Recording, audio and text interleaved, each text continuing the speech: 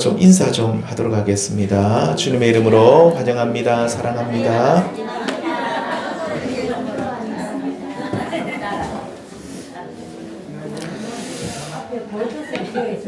예. 네. 그 의자가 조금 바뀌니까 조금 당황스럽긴 하시죠. 네. 예, 그래도 여기가 통로가 있으니까 예, 다니시기 좀 편하고 그러실 겁니다. 오늘은 욥에게 하시는 말씀에 대해서 잠시 은혜를 받고자 합니다.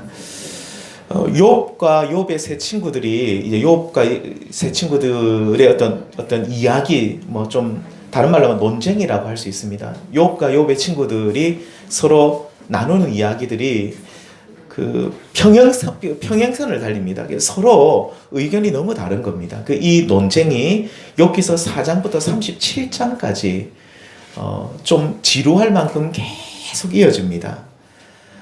이제 끝에 이제 엘리우라는 욥의 친구는 아닌데 옆에서 구경하고 있던 젊은 사람 중에 한 사람인 엘리우가 등장해서 또 이 사람이 욥에게 또 한마디 충고를 하게 되는 것이죠.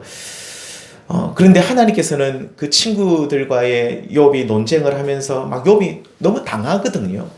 그러니까 막 눈물을, 하나님을 향해서 눈을 들어 눈물을 흘릴 만큼 마음에 깊은 상처를 받고 있었는데 그때 하나님이 등장하지 않으십니다. 그리고 엘리우라는 젊은 사람이 나와서 막 염장 지르는 말을 할 때도 하나님이 가만히 침묵하시는데 이들이 말이 다 끝납니다. 다 끝나고 이들이 이제 딱 들어가고 난 뒤에 드디어 하나님이 등장하십니다.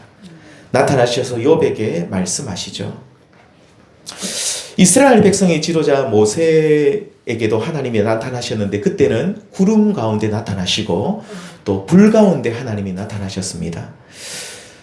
엘리야 선지자에게는 하나님이 세미한 음성 가운데 하나님이 임재하셔서 엘리야에게 말씀하셨고, 근데 이제는 욥에게는 나타나시는데 어떻게 나타나십니까? 폭풍 가운데서 하나님이 나타나십니다. 폭풍 가운데 막 아마 잘 모르지만 막 번개가 치고 막 탕탕탕탕탕탕 막 엄청난 소리와 함께 폭풍우 가운데 하나님이 딱 등장하시는데, 자, 그렇다면 하나님께서는 왜 폭풍우 가운데 나타나셨겠습니까? 하나님께서는 본문에 나와 있듯이 그 37장에 보면 엘리후의 쭉 이야기를 들어보면 알겠지만 이 창조 세계를 친히 다스리시는 우리 하나님이십니다. 그 하나님께서는 폭풍우를 일으키기도 하시고 그 폭풍우를 어떻게 해요? 잠잠게도 하시고 그러면서 뭐 비를 내리기도 하시고 비를 그치기도 하시는 우리 하나님이신데, 자, 그 하나님께서 폭풍우를 잠잠게 하시는 것이 아니라 오히려 폭풍우를 일으키시면서 등장하신 이유는, 첫째는 욥을 정죄했던 37장에 나온 이 엘리후의 말이 틀렸음을 보여주시기 위해서입니다. 37장에 보시면 엘리후는 이런 말을 합니다. 하나님은 초월하시고 높으신 분이시기 때문에 그 초월하신 하나님께서 욥 너에게 말씀하지 않으신다. 하나님은 우리에게 말씀하시는 분이 아니다. 너는 그 하나님과 결코 교통할 수 없다라고 엘리후가 주장을 했는데, 이렇게 주장하면서 뭐라 그러냐면 하나님은 폭풍우 가운데 임하시는 분이신데 그 하나님이 너에게 말씀하지 않으신다라고 엘리후가 그렇게 말했거든요. 근데 하나님께서는 이 엘리후의 말이 완전히 틀렸다는 것을 폭풍우 가운데 나타나십니다. 나타나셔서 욥에게 말씀을 하십니다. 그러면서 엘리후 너의 말이 틀렸다. 욥에게 했던 너의 말이 틀렸다는 것을 가르쳐 주신 것이죠. 나는 높은 초월한 하나님은 맞지만 그 하나님은 너희와 함께 할 뿐만 아니라 너희에게 임하셔서 너희와 말씀하시는 분이다는 것을 보여주고 있는 것입니다. 이 엘리후 네가 말한 것처럼 하나님은 너무 초월하셔서 우리 인간 세계에 내려오지도 않으시고 우리에게 말씀하지도 않으시는 그런 분이 아니라 폭풍우 가운데 임하시는 그 하나님은 폭풍우 가운데서도 우리에게 말씀해 주시는 분이시다는 것을 직접 눈으로 보여주시는 것입니다. 그리고 두 번째, 하나님이 폭풍우 가운데 임하신 것은 욥의 현재 상황이 폭풍우와 같다는 겁니다. 욥의 현재 상황이 풍랑이는 바다 가운데 있었던 예수님의 제자들처럼 인생의 폭풍우 가운데 그가 딱 중심에 서 있었기 때문인 것이죠. 잘 아시는 대로 욥은 모든 것을 1장, 2장에 보시면 다 잃어버렸습니다. 뭘 잃었습니까? 첫 번째는 재산을 잃어버렸습니다. 그 다음에 사랑하는 자녀들도 잃어버렸고, 그리고 그래도 몸 하나만 건강하면 그가 잘 살아갈 것 같았는데 건강까지도 잃어버렸죠. 심지어 주변의 사람들도 다 잃어버렸습니다. 믿었던 친구들, 오늘 그 사장부터 등장했는데 그 친구들은 사실 위로해 주기 위해서 욥에게 찾아왔지만 그들은 비수꽂힌 말을 계속 쏟아내면서 오히려 그를 힘들게만 했죠. 그래서 어떻게 보면 욥의 친구들도 욥을 버린 것이나 마찬가지입니다. 또 누가 버렸습니까? 욥을 그렇게 따르던 빅민들, 그러니까 이제 뭐 거지들, 가난한 사람들, 이런 사람들이 욥을 굉장히 왜 따랐겠습니까? 욥이 이 고아와 과부들의 아버지라고 할 만큼 욥이 이 사람들을 많이 도와주었거든요. 그러니까 막 아버지라고 부르면서 얼마나 욥을 많이 따랐는지 모릅니다. 그런데 이 사람들도 욥이 모든 것을 다 잃어버리니까 어떻게 합니까? 그날부터 욥을 다 떠나가 버립니다. 욥에게 등을 다 돌려버리죠. 그리고 심지어 욥을 조롱합니다. 그렇게 도움을 받던 자들이, 어제의 도움을 받으면서 욥에게 찬사를 보내던 자들이 욥이 모든 것을 잃어버리니까 욥을 조롱하는 사람들이 되어버리죠. 성도님들, 사람들은 그렇습니다. 우리가 뭐 있고 뭘 좀 도와준다 싶으면 막 우리에게 이렇게 하는데, 우리가 아무것도 없고 우리가 정말로 약해지면 그렇게 우리를 따르던 사람들도 등을 돌릴 수가 있다는 것이죠. 성도님들, 이렇게 욥의 현실은요, 모든 것을, 사람들까지 다 잃어버린, 그러니까 그의 현실은 정말로 폭풍과 몰려온 것과 같은 절체절명의 위기의 상황을 욥은 맞이했습니다. 성도님들, 천지 만물을 창조하시고 통치하신 우리 하나님께서는 인생의 폭풍우를 만나서 힘들어하는 우리들을 결코 나 몰라라 하시는 매정하신 분이 아니십니다. 풍랑이는 바다에서 죽음의 공포에 있었던 제자들이 바다를 건너가려고 갈릴리 호수를 쭉 건너가고 있는데, 그때 저기 헬몬산에서 그 불어오는 돌풍과 같은 것들이 자주 일어났다고 합니다. 돌풍입니다. 그러니까 그 볼케이노 죄송합니다. 돌풍이, 토네이도가 막 일어나는데, 이 돌풍이 막 일어나가지고 제자들이 갈릴리 바다에서 뼈가 굵었던 자라날 때부터 어부를 했던 이 제자들이 자기들은 이제 죽은 줄 알았어요. 이 돌풍이 오면 우리는 이제 배가 뒤집히고 죽을 거다. 정말로 그 풍랑이는 바다 가운데, 그 갈릴리 바다 가운데 죽겠다라고 막 정말로 죽음의 고통 속에 막 부르짖고 있었을 때에 바로 우리 예수님께서 그 풍랑이는 바다 가운데 예수님이 찾아오시죠. 그리고 제자들에게 고요하라, 잠잠하라고 그 풍랑을 잠잠케 하시고 제자들을 구원해 주십니다. 마찬가지로 살아계신 우리 하나님께서도 오늘 본문에 보시면 인생의 폭풍우 가운데에서 있었던 욥에게 찾아오시고 또한 우리들에게도 찾아오시는 줄 믿습니다. 피조 세계의 폭풍우를 잠잠케 하시는 하나님께서는 우리 인생 가운데 찾아온 폭풍우도 잠잠케 하실 수 있는 분이시죠. 그리고 우리를 평온케 하시고 하나님께서 우리를 인도하셔서 궁극적으로 다다르기를 바라시는 저 영원한 하나님 나라에 무사히 우리가 안착하도록 반드시 우리의 삶 가운데 도와주실 줄 믿습니다. 시편 107편 30절 말씀을 같이 읽겠습니다. 시작. 그들이 평안함으로 말미암아 기뻐하는 중에 여호와께서 그들이 바라는 항구로 인도하시는도다. 그러니까 우리 앞에 폭풍우를 잠잠케 해주시고 하나님의 나라로 우리를 인도해 주신다라는 그 말씀이 오늘 시편 107편 30절 말씀입니다. 성도님들, 이렇게 폭풍우 가운데 찾아오신 우리 하나님께서 이 폭풍우 가운데 찾아오십니다. 나중에 하나님이 폭풍우를 어떻게, 욥의 삶 속에 찾아온 이 폭풍우를 하나님 나중에 어떻게 하십니까? 다 잠잠케 하십니다.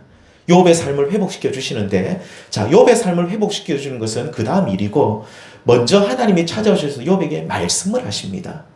어떤 말씀을 하십니까? 오늘은 욥에게 하시는 말씀이라는 제목으로 잠시 말씀을 나누겠습니다. 오늘 첫 번째, 두 가지인데, 크게 두 가지인데, 오늘 오전 예배 때는 한 가지만 먼저 말씀을 나누겠네요. 자, 함께 읽겠습니다. 시작. 욥, 너는 피조물로서 한계를 인정하라. 하나님께서 욥에게 말씀하셨던 내용의 첫 번째는 뭐냐면, 피조물인데 네가 하나님께 지음받은 자인데 너의 한계를 받아들이고 인정하라는 것이죠. 극심한 고난과 오랫동안 친구들에게 시달린 욥에게 찾아오신 하나님. 하나님께서 욥에게 제일 처음 하신 말씀이 뭐겠습니까? 2절 말씀입니다. 같이 읽어보겠습니다. 시작. 하나님께서는 욥이 친구들과 논쟁을 하면서 자신을 변호했던 말들, 욥이 자신을 변호합니다. 욥은 가만히 있지는 않았습니다. 나는 이렇게 큰 고난을 받을 만큼 여기에 상응하는 죄를 나는 지은 적이 없다라고 욥이 그렇게 자신을 변호하고 그렇게 욥 친구들의 말에 대해서 반박을 했는데, 이 모든 말들, 욥이 쏟아내었던 말들을 하나님이 딱 뭐라고 말씀하십니까? 무지한 말, 어리석은 말이라고 하나님이 하십니다. 어떻게 생각하면 하나님 좀 너무하시지 않나라는 생각이, 저는 이 말씀을 읽으면서 그런 생각이 좀 들었습니다. 무슨 말이냐면 욥이 그토록 고난의 이유를 알고 싶어 했거든요. 욥이 제일 알고 싶어 했던 것이 뭐냐면, 하나님 왜 내가 이 고난을 받아야 됩니까? 라는 그러니까 욥은 고난 자체도 힘들었지만 이것보다 더 힘들었던 것은 내가 왜 이 어려운 일을 당해야 되는가, 고난을 당해야 되는가 라는 그 이유를 알고 싶어 했는데, 그러면 하나님께서 처음 욥이 뭘 알고 싶어 하는, 하나님은 욥의 마음을 아시잖아요. 그래서 딱 나타나셔가지고, 얘야, 네가 고난을 받은 것은 바로 이것 때문이다 라고 설명해 주셨으면 좋았을 것인데 설명해 주지 않으시고, 또 고난으로 인해서 너무 몸이 만신창이가 되고 삶이 무너지고, 아까도 말씀드린 폭풍 가운데 있는 것처럼 내 삶이 진짜 다 무너져 버렸는데, 그리고 친구들로 인해서 시달리고 눈물을 흘리고 있었는데, 하나님이 욥에게 나타나셔서 그래, 네가 참 힘들었지 라고 하나님이 위로해 주시면 얼마나 좋았겠습니까? 하나님이 이렇게 위로해 주시는 경우도 많거든요. 야곱에게도 나타나셔서 위로해 주시고, 엘리야에게도 나타나셔서 위로하시고, 하나님은 위로를 많이 해주시는데, 근데 유독 욥에게는 나타나셔가지고 그래, 네가 참 눈물을 흘렸지, 고생 많았다, 위로해 주지 않으시고, 네가 왜 고난받았는지 설명도 해주지 않으시고, 하나님이 제일 처음 하신 말씀이 너는 왜 무지한 말을 쏟아내었느냐 라고 사실 욥을 책망하는 말씀입니다. 사실 우리 성도님들, 욥과 욥의 친구들, 이 4장부터 37장까지 욥과 욥의 친구들이 많은 이야기들을 쏟아내었는데 딱 두 가지 내용밖에 없습니다. 첫 번째는 뭐냐면, 욥의 친구들의 내용은 이겁니다. 네가 죄를 지어 벌받았다는 겁니다. 욥, 네가 죄를 지어 하나님 앞에 벌받았다. 욥의 친구들, 나중에 엘리후까지 4명 포함해서 모든 그 말씀의 내용이 결국 그겁니다. 그러니까 인과응보의 하나님을 주장하면서 욥의 고난을 해석해 버립니다. 욥의 고난을 그들이 나름대로 해석을 하는데, 인과응보의 하나님으로 인해 네가 벌받았다는 거죠. 그 다음에 욥의 말은 또 한 가지밖에 없습니다. 아니다, 너희들이 그렇게 말을 쏟아내었지만 아니다, 나는 내가 이렇게 큰 고난을 받을 만큼 큰 죄를 짓지 않았다. 욥은 친구들의 말에 대해서 정면으로 반박하면서 나는 큰 죄를 짓지 않았다라고 자신의 무지함을 자꾸 이렇게 자기를 이렇게 친구들에게 호소하는 겁니다. 나는 그런 죄를 짓지 않았다. 우리 성도님들, 결국 욥의 친구들뿐만 아니라요, 욥의 말도 자세히 분석을 들어보면 이들과 관점이 조금 다를 뿐이지, 그러니까 욥의 친구들은 현실에서 벌 받는다는 것만 이야기하는데 욥은 좀 다릅니다. 아니다, 악인이 벌 받는 건 맞지만 우리의 모든 정산되는 것은, 그러니까 하나님이 악인에게 벌을 주시고 의인에게 상을 주시는 이 모든 것은 결국 하나님 나라에서 우리가 천국에 가서 종말론적으로 하나님께서 다 정산하신 것이 이 땅에서 이루어지는 것은 아니다라고 욥은 그렇게 말을 했습니다. 아무튼 욥과 욥의 친구들의 관점은 다르긴 합니다. 다르긴 하지만 욥 또한 이 친구들과 마찬가지로 인과율에 매여 있습니다. 다시 말하면 욥도 이 땅에서 인간이 받는 고난은 죄 때문이라는 인과율에 자기도 매여 있고 이것으로 해석하고 있는 것이죠. 그러니까 내가 이 고난을 받을 만한 죄를 짓지 않았다는 그 말도 결국은 인과율입니다. 내가 죄를 짓지 않았기 때문에 벌을 받지 않아야 된다는 것이죠. 욥과 욥의 친구들의 주장이 똑같지는 않지만 많은 부분에 있어서, 그러니까 인과율이라는 이 부분에 있어서는 비슷합니다. 그래서 하나님께서는 욥이 내뱉었던 말들을 무지한 말이라고 하시면서 하나님을 경외하고 악에서 떠난 삶을 살았던 욥을 한층 더 높은 신앙의 경지로 올리시려고 합니다. 그러니까 욥에게 하나님은 책망의 말씀을 주시는데, 우리 성도님들 기억하십시오. 책망의 말씀도 하나님의 사랑의 말씀입니다. 하나님의 채찍도 하나님의 은혜의 손길입니다. 우리는 자꾸 하나님이 우리를 만지시고 우리를 채찍하시고 우리를 견책하시고 우리에게 때로는 훈계하시는 것을, 우리에게 때로는 경책하시는 것을 하나님 우리를 싫어서 그렇다 아니라는 거죠. 하나님은 아예 버린 자식들은 가만둡니다. 참 무서운 것이 뭐냐면 욥의 세 친구들 말고 맨 마지막에 35장부터 등장했던 이 엘리후라는 사람에 대해서는 37장까지 말을 쏟아냈던 엘리후에 대해서는 하나님이 엘리후에 대해서는 언급을 안 하십니다. 엘리후, 나중에 욥의 친구들은 어리석은 말, 욥의 친구들을 혼내시거든요, 하나님. 근데 욥의 나중에 그 구경꾼 중에 한 사람이었던 엘리후에 대해서는 하나님이 아무 말씀도 안 해요. 네 왜 그런 말 했냐 이런 말 안 합니다. 그냥 둡니다. 우리 성도님들, 하나님이 그냥 두는 것이 제일 무섭습니다. 하나님께서는 욥의 그 무죄함과 욥이 얼마나 나를 사랑하고 욥이 얼마나 나를 경외하고 하나님 말씀에 순종하는 삶을 살았는지 하나님은 다 알고 계십니다. 그런데 욥에게 부족한 것이 있었는데, 아까도 말씀드렸지만 인과율에 매여가지고 그냥 하나님을 욥의 친구들과 비슷하게 그렇게 알고 있는 욥을 한 번 더 한층 더 높은 신앙의 단계로 욥을 올리고자 하나님께서 욥에게 책망의 말씀을 주시는데, 이 무지한 말로 생각을 어둡게 하는 자가 누구냐라는 하나님의 이 책망의 말씀은 욥에게 사랑의 말씀과 같다는 것이죠. 그래서 이 38장 4절 말씀부터 하나님께서는 창조주 하나님을 쭉 소개합니다. 창조주 하나님을 소개하면서 욥, 네가 창조의 섭리를, 그 놀라운 창조의 역사를 제대로 알고 있느냐라고 계속 하나님이 물으십니다. 거의 한 70가지 물음이 나오는데 계속 묻습니다. 네가 아느냐? 3절에 보시면 대장부처럼 허리를 묶고 내가 네게 묻는 것을 대답하라. 한번 대답해보라는 거죠. 그러면서 내가 땅에 기초를 넣을 때 네가 어디 있었느냐? 네가 깨달아 알았거든 말해보라. 욥이 하나님께서 천지를 창조하실 때 욥이 있었습니까? 없었거든요. 그래서 땅에 기초를 내가 놓을 때 네 있었느냐? 없었습니다. 대답은 없다는 거죠. 그럼 내가 어떻게 놓았는지 네 아느냐? 모릅니다. 욥은 모른다는 겁니다. 5절에도 네가 아느냐? 17절, 18절에도 보면 네가 보았느냐? 네가 아느냐? 하나님이 계속 욥에게 창조 세계를 소개하시면서 물어보고 계시는데, 땅의 너비를 네가 측량할 수 있느냐? 광명이 어느 길로 뻗치는지, 동풍이 어느 길로 땅에 흩어지는지 네가 아느냐? 계속해서 하나님께서 욥에게 폭풍 같은 질문을 쏟으십니다. 폭풍 가운데 나타나신 하나님이 욥에게 폭풍 같은 질문을 계속 쏟아부으시는데, 욥은 자신이 받는 고난의 이유를 제대로 알지 못하면서 나는 이런 고난을 받을 이유가 어떤 큰 잘못이 없다고 단정지어 확신 있게 말했던 욥은 하나님의 이런 많은 질문들 앞에 전혀 대답할 수가 없었습니다. 욥은요, 자기가 고난을 받지 않아야 되는 이유, 나는 하나님을 경외하고 악에서 떠난 자이기 때문에 받지 않아야 하는 이유도 알았고, 친구들에게 나는 큰 죄를 짓지 않았다라고 정말로 명료하게 분명하게 말했는데, 하나님의 질문에 대해서는 전혀 대답을 할 수 없었습니다.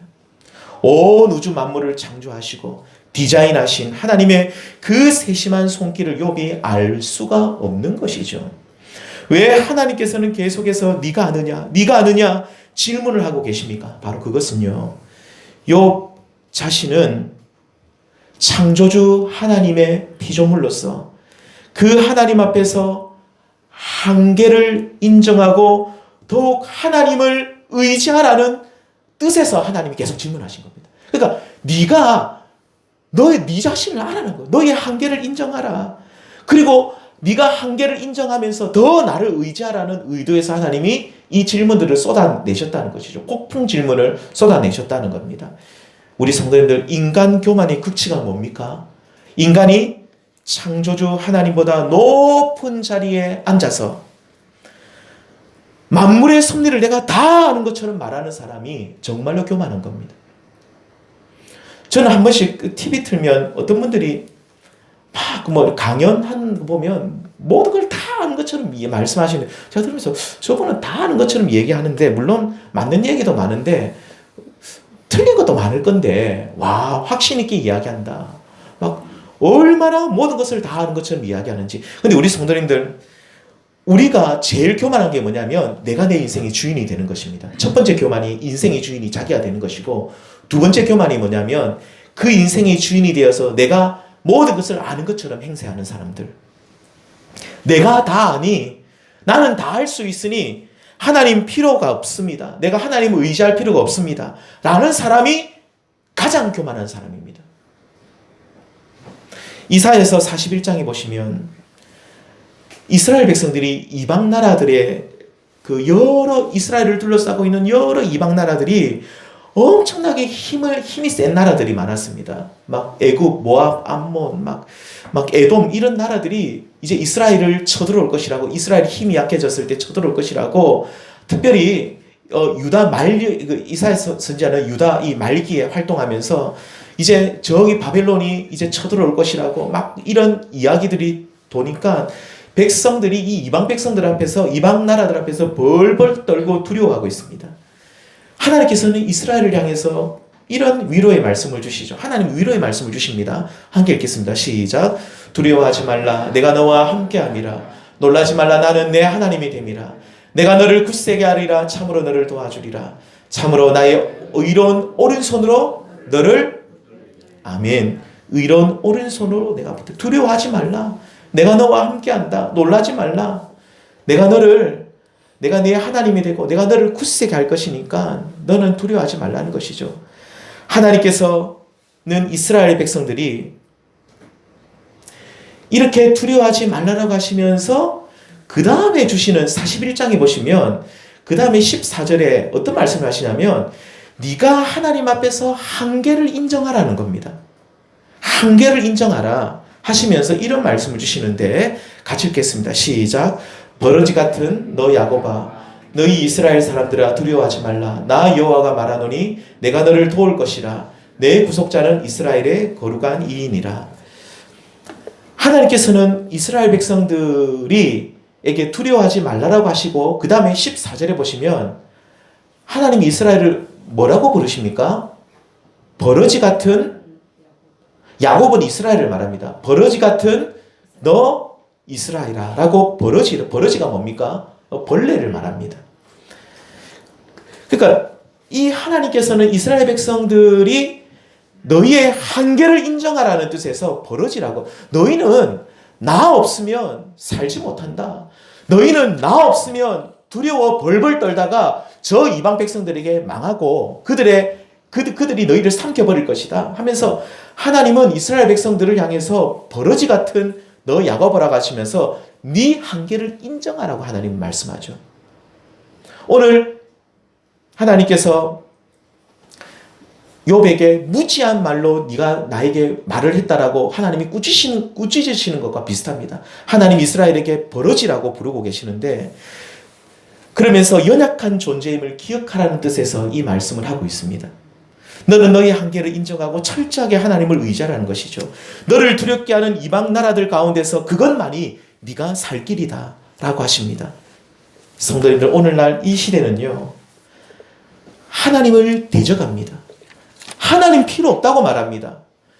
우리는 하나님 없이 유토피아를 만들어보자, 한번 좋은 세상을 만들어보자 하면서 인간들은 스스로 바벨탑을 쌓고 있습니다. 우리가 하나님처럼 높아져 보자라면서 바벨탑을 쌓고 우리를 또 하나님처럼 한번 위대해져 보자라고 사람들은 그렇게 이구동성 외치면서 위대한 우리가 이 세상을 한번 만들어 보자 하면서 유토피아를 만들어 보자 하면서 얼마나 노력하는지 모릅니다.